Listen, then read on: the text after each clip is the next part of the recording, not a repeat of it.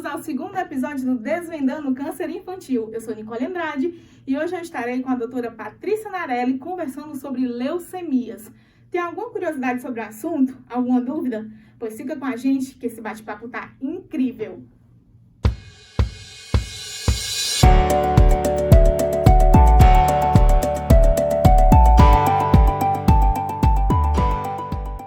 Doutora Patrícia, eu queria primeiro agradecer a sua presença no nosso estúdio. Hoje a gente vai conversar sobre as leucemias, mas antes, eu queria agradecer a sua presença em nome da Associação Peter Pan.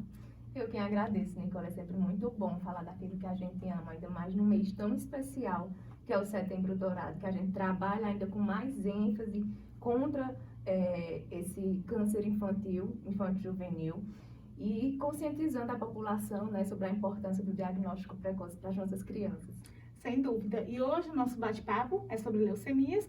E eu queria começar ali perguntando sobre o que é a leucemia. A gente sabe que é o câncer mais popularmente conhecido, o de maior incidência entre as crianças e os adolescentes, mas ainda tem aquela parcela da população que não sabe o que é, como é que ele afeta. A gente queria começar com essa explicação. O que é a leucemia? Muita gente conhece a leucemia como a doença do sangue, e tem uma lógica nisso, A leucemia é o câncer que afeta a medula óssea, que a gente conhece como tutano do osso, e é justamente lá onde são produzidas todas as células do sangue, então os glóbulos vermelhos, glóbulos brancos, as plaquetas.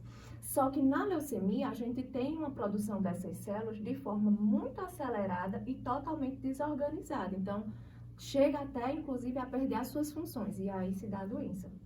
E sobre os sinais e sintomas? A gente sempre reforça, ao longo de toda a campanha, que o diagnóstico precoce é a chave para a cura. Então, quais são aqueles sinais que o pai, que a mãe, os educadores e os profissionais de saúde precisam estar atentos para uma possível leucemia? Os sinais e sintomas, eles vão ser decorrentes dessa falência da medula óssea. Então, se eu tenho uma criança que não consegue produzir os glóbulos vermelhos, eu posso ter uma criança anêmica. E aí, em decorrência dessa anemia, a gente vai ter uma criança com queixa de fraqueza, aquela indisposição. Os pais relatam pra gente que antes era uma criança ativa, que gostava de brincar, e hoje em dia a criança só quer ficar deitada no celular, assistindo televisão. São crianças mais pálidas, a gente pode ver a palidez em casa mesmo, os cuidadores, pela mucosa, então pela conjuntiva ocular, mucosa oral, palminha da mão, tá? E ainda em decorrência dessa inadequação da produção das células, a gente também tem que pode ocorrer uma diminuição das plaquetas.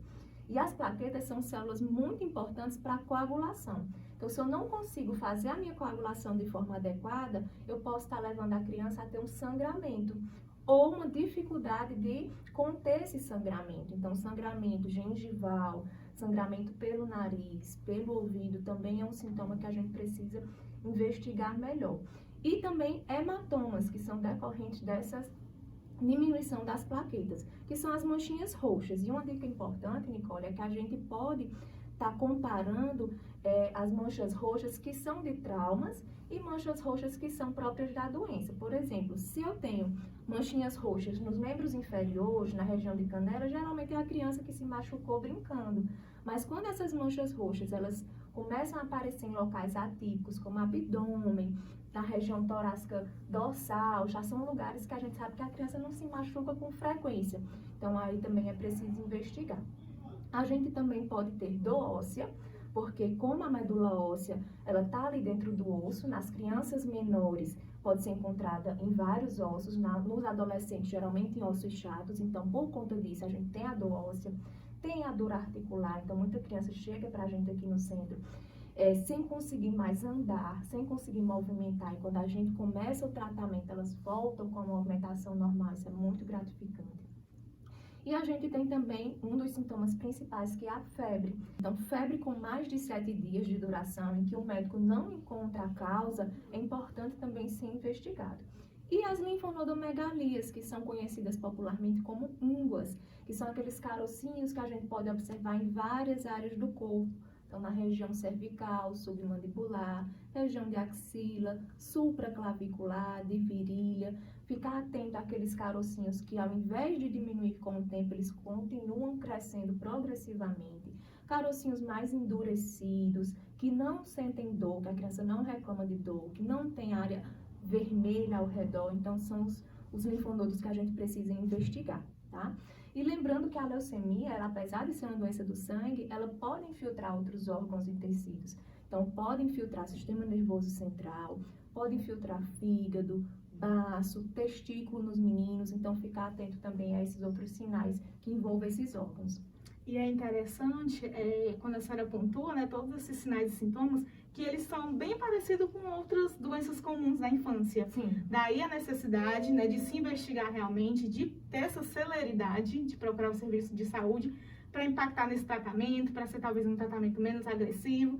Né? A nossa pergunta é justamente isso: como é o tratamento para a leucemia? Então, Nicole, o tratamento padrão é a quimioterapia. Tá? Então, a gente pode fazer, dependendo da fase da doença, quimioterapia via oral, endovenosa, intramuscular e até intratecal, que a gente faz por punção lombar, para proteger o sistema nervoso central, já que a leucemia pode infiltrar esse órgão também. E aí é importante que, como você falou, que as crianças elas sejam encaminhadas para o centro de referência o quanto antes. Por quê? Porque quando a gente pega essa criança na fase inicial, a gente consegue tratar com uma dose de quimioterapia menor e com quimioterápicos menos agressivos. Isso é importante porque hoje em dia a gente sabe que os quimioterápicos, futuramente, eles trazem alguns efeitos adversos. Então, após o tratamento, eu posso ter uma criança com puberdade precoce, com doenças cardiovasculares, com problemas renais, hepáticos, infelizmente pode levar até uma segunda neoplasia.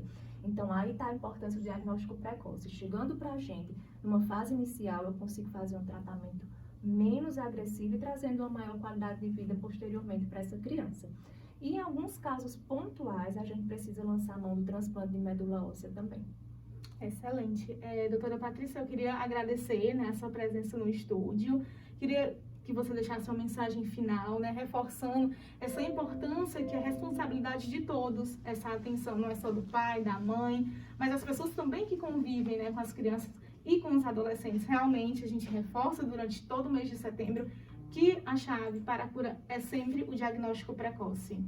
Sim, com certeza. É importante a gente frisar que sempre que for encontrado um desses sinais e sintomas, procurar os cuidadores. Às vezes a gente já recebeu até paciente que a professora da escola foi quem observou alguns sinais. Então, esses cuidadores que estão em contato com a criança, levar em caráter de urgência ao pediatra no momento inicial, ou o médico da saúde da família, e aí sim esse médico ele vai examinar a criança, vai escutar a história, vai pedir exames básicos inicialmente, como um hemograma simples, por exemplo, e encaminhar o quanto antes para um serviço de referência, caso seja firmado mesmo essa suspeita, né? Aqui, eu quero até pedir licença, Nicole, a gente tem em Fortaleza o ambulatório de diagnóstico precoce, onde a gente recebe e acolhe essas crianças em momento inicial, que funciona de segunda a sexta-feira, com uma porta aberta mesmo. A gente não exige que seja feita marcação prévia, mas a gente pede que seja encaminhado com a cartinha de referência para que a gente se baseie naquele sintoma, naquela observação que foi feita e para dar continuidade, tá? Então, quero deixar aqui bem claro que o câncer infanto-juvenil, ele tem cura sim. No caso das leucemias, essa taxa de cura é de 80%, então é muito alta para a gente, mas a gente precisa da ajuda de todo mundo para poder começar esse tratamento numa fase bem inicial e proporcionar, assim, uma criança com a maior qualidade de vida e uma maior taxa de cura também. Então, fica a dica, pessoal, atentos às nossas crianças, aos nossos adolescentes. Doutora Patrícia, muito obrigada pela sua presença. Foi um bate-papo incrível. Eu tenho certeza que todo mundo que está assistindo vai sair muito mais esclarecido e mais atento aos sinais e sintomas. E lembrando a vocês que próxima terça a gente também tem um encontro marcado aqui no YouTube, às 9 horas, falando sobre tumores do sistema nervoso central. Até a próxima terça. Tchau, tchau. Tchau.